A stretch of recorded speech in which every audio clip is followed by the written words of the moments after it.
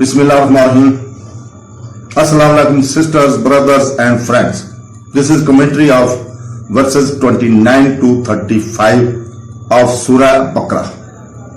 It is difficult to explain precisely what is meant by the seven heavens. In all ages man has tried with the help of observation and speculation to conceptualize the heavens, that which lies behind and above the earth. As we will know, the concepts that have thus developed have constantly changed. Hence it would be improper to tie the meaning of these words of the Qur'an to any of these numbers concepts.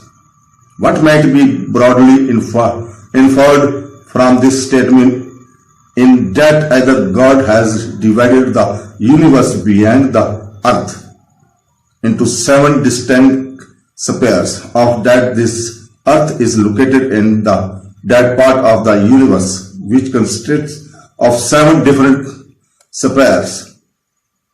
In this sentence, attention is drawn to two important facts. First, man is warned against disbelief and rebelling against God, for God knows all that man does not, and none of his actions are hidden from him. Second, it is suggested to man that if turns away from the all-knowing God, from the one who is the source of all knowledge, this can only leave him groping in the darkness of ignorance and error, when there is no source of truth knowledge except God, and when that very light which alone can illuminate man's life can be obtained from one none else but him. What good can come out of divination from the truth?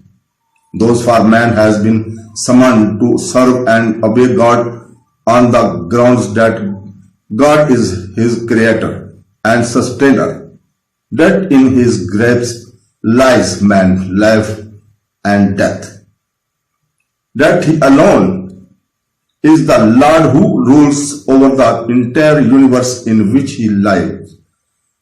In view of this, the only attitude which can be deemed approached for man is one of service, of subjections to God. The same idea is presented in the following section but supported on slightly different grounds. In the connection of the Quran defines precisely the true nature of man and his correct position in the universe. It also enlightens us to a period of man's past which is otherwise inacceptable. What the Quran tells us here, with its practical consequence, is of far greater value than knowledge divided by unearthing bones and poetry, and piecing together scattered fragments of information with the help of conjecture. The nature of man's knowing is such that he inquires information of different things through their names. Hence, it might be said that the sum total of man's knowledge consists of the names of things. To teach Adam the names of all things means, therefore, imparting the knowledge of those things as you are all knowing, all wise.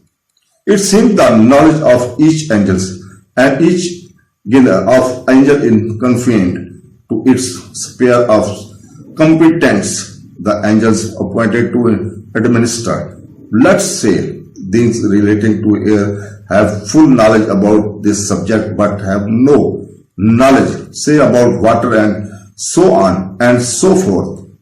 Man's range of knowledge, however, is comprehensive, even if man's information in particular area may be narrower than that of the angel directly concerned with it. The total range of his knowledge has a comprehensive which has not been granted to the angels.